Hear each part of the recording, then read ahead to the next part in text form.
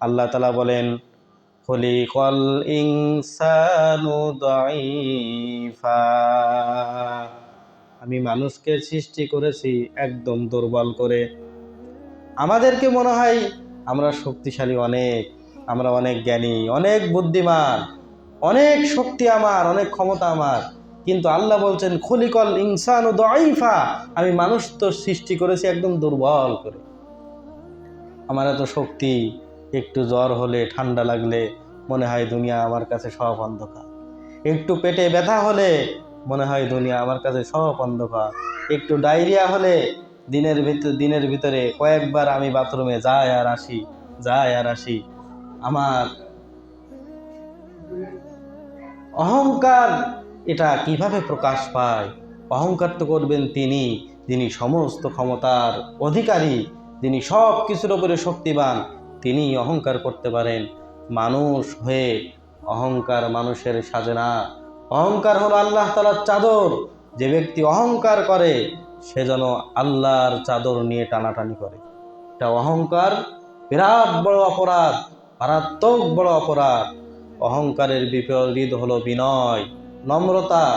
মানুষের সাথে বিনয়, নম্রতা, সুন্দর আচরণ করা, মানুষকে সব সময় বড় চোখে দেখা, নিজেকে ছোট চোখে দেখা, এটা হলো বিনয়। এই কাজ যে ব্যক্তি করবে আল্লাহ তাআলা তার মর্যাদাকে বাড়িয়ে দিবেন। আর যদি কেউ নিজেকে বড় মনে করে আর অন্যকে ছোট মনে করে, তাহলে এটা হলো অহংকার। অহংকার যে ব্যক্তি করবে তার পতন নিশ্চিত হবে। তার পতন কেউ ঠেকাতে পারবে না, কেউ ঠেকাতে পারবে না। তাহলে কয়েক সেকেন্ডে আল্লাহ তাআলা আমাদের দেখিয়ে দিয়েছেন শুক্রবারের দিন আমি কিভাবে কিয়ামত সংগঠিত করব। কিয়ামতের একটা দৃশ্য কয়েক সেকেন্ডে ফুটে উঠেছে। সিসি ক্যামেরার ফুটেছে কয়েক ধরনের কিয়ামতের দৃশ্য কিছু স্পষ্ট হয়ে গেছে। আল্লাহ তাআলা বলেন, ইয়াউমা ইয়াফিরুল মারউ মিন আখিহি ওয়া উম্মিহি ওয়া আবিহি ওয়া সাহিবাতিহি ওয়া বানিহি। আল্লাহ তাআলা বলেন, ইয়াউমা ইয়াফিরুল মারউ মিন আখিহি, কিয়ামতের দিন মানুষ তার ভাইকে দেখে পালাবে।